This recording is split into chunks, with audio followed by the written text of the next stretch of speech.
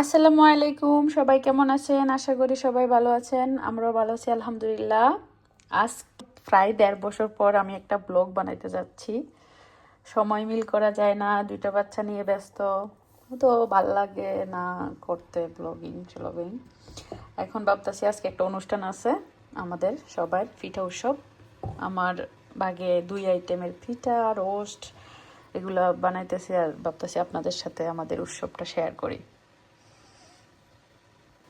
এখানে আমি পাক্কন পিঠা বানাবো, তার জন্য হলো মুগ ডাল আর নারিকেল দিয়ে আর দুধ দিয়ে ভালোভাবে এটাকে ফুটিয়ে নিতেছি। তারপর এটা ব্লেন্ড করে তারপর গুঁড়ি দিব, ময়দাটা দিব, দিয়ে একটা কাই তৈরি করবো আর কি পাক্কন পিঠার।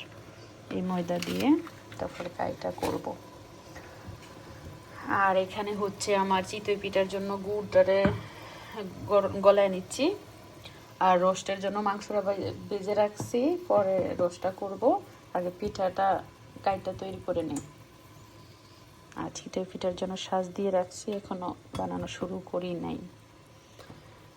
সো আমি এখানে গুঁড়িটা দিয়ে ময়দাটা এখন অল্প আছে হলো কাইটা তৈরি করতেছি। সো আস্তে আস্তে হিটে ভালোভাবে একটা সিদ্ধ করে নিতে হবে। এখন এখানে গুড়টা ভালোভাবে গলে গেছে, এখন চুলার জাল বন্ধ করে রাখছি। আর দুধ হলো আলাদা গরম করে একটু টানে, 2 লিটার দুধ নিছি, গরম হলে টানায়া তারপরে আগে হলো পিঠার সাথে গুড়টা মিশাবো, কারণ দুধের সাথে যদি গুড় আগে মিশাই তাহলে দুধটা ছানা হয়ে যাবে। তো এই জন্য আগে গুড়টা করে নিছি পিঠার সাথে মিশানোর জন্য। আমার গাইটা রেডি, এখন আমি ঢেলে নিব এখানে। সো এটা ঠান্ডা, আমি বাকি কাজগুলো সেরে ফেলি। এখন আমি রোস্টটা বসাবো, তো এর জন্য পাতিলটা বসাই দিলাম আর ঘি দিয়ে দিলাম পরিমাণ মতো। সো এখন আমি পেঁয়াজ কুচি দিয়ে দিব। আমার চিতই পিঠা হয়ে গেছে, এখন নামানোর পালা।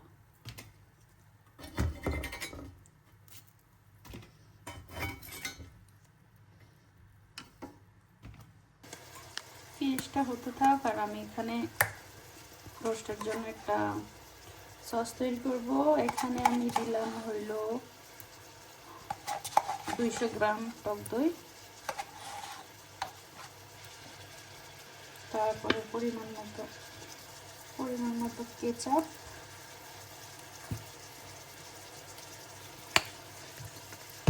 এখন দিয়ে দিব হলো রোস্ট মশলা। তো এখানে পুরো প্যাকেট রোস্ট মশলা দিব, 20 পিস রোস্টের সাথে। এখন দিব হলো গুঁড়া দুধ, 3 চামচ গুঁড়া দুধ দিছি। এখন দিব লিকুইড দুধ, তারপরে দিব লবণ পরিমাণ মতো,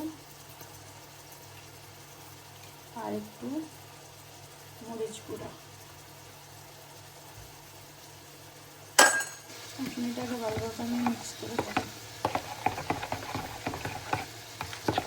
এখানে আমি বাদাম বাটাও দেই, কিন্তু বাদাম বাটাতে একজনের অ্যালার্জি, যেখানে যাব এই জন্য আর দেওয়া হলো না বাদাম বাটাটা।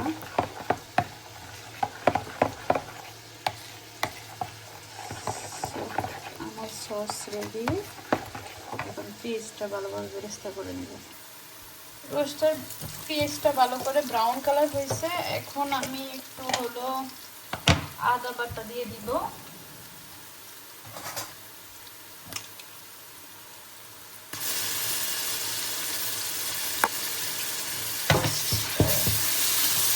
আদা বাটাটা ভালোভাবে একটু নেড়ে নেব।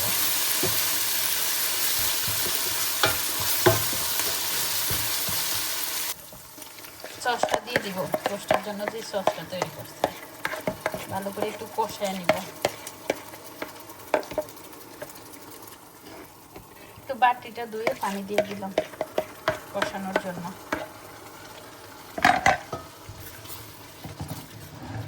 এটা হলো সবচেয়ে টাফ টাইম, যেটা নিচে লেগে যায়।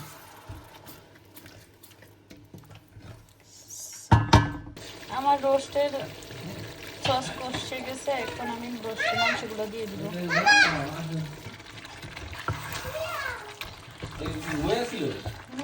হ্যাঁ, ঘুমাইছিল।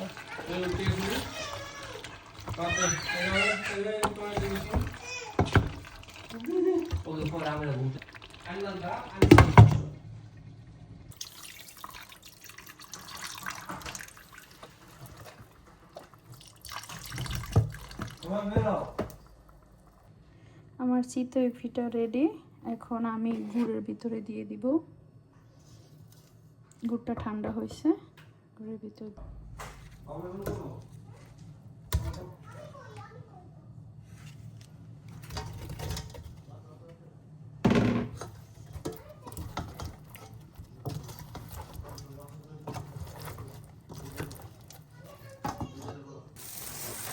এখন দিয়ে দেবো নারিকেল কোরানো।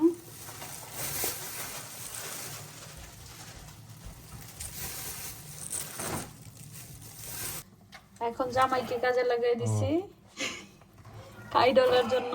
এটা যত ভালোভাবে মালিশ করা হবে তত ভালোভাবে সুন্দরভাবে পিঠা হবে। যাচ্ছি, দাঁড়া। আর লাগবো না, দাঙ্কিশন জাজাকাল্লাহ খয়রান, রেখে দাও, বাকিটা আমি করতেছি। আমার নানির হাতে বানানো সাজ।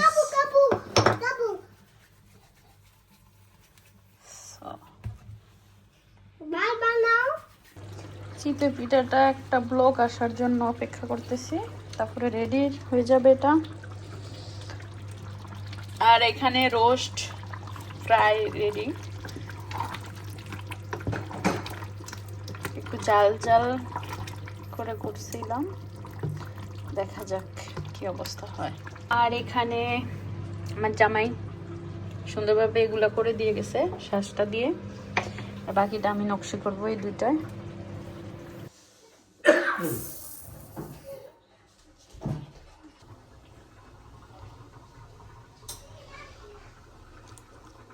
নকশি পিঠা রেডি, এখন বাজার পালা।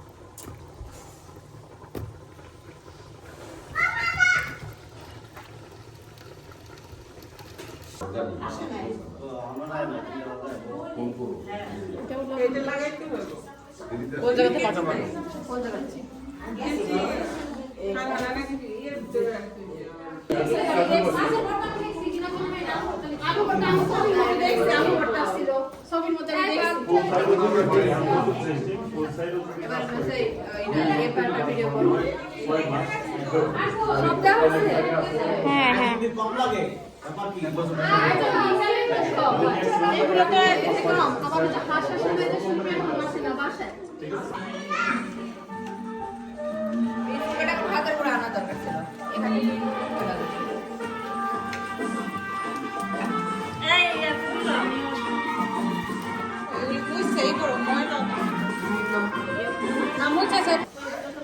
আমাদের পিঠা উৎসবের পিঠা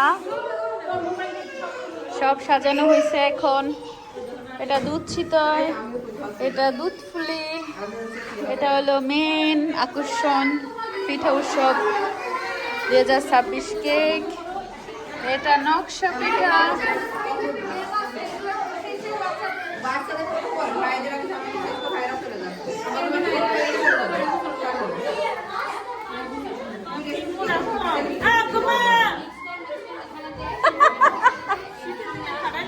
শর্ট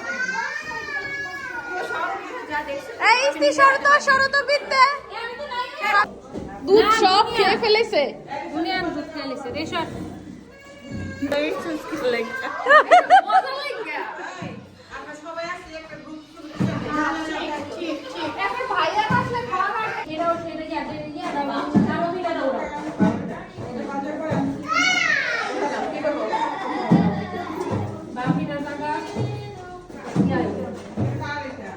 এইগুলো তো সবাই তুলছেন না?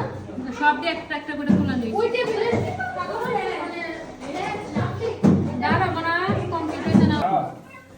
আরে করে কাটবো না, খাইবো না। আরে সবাই খাইবো না, পিস করে দিতেছে। আচ্ছা অভিনয় করতো না না না খান খান খান নিয়ে খান দে আবার এটা খান না আমি এনো ইস্তি করে দাও। এই আমার ভিডিও হইছে না এপা কর শেষ করছ না মাশাআল্লাহ মাশাআল্লাহ শেষ। এই তোমরা এই শেষ হইছে রেদওয়ান ইয়া কই রাতেরটা আছে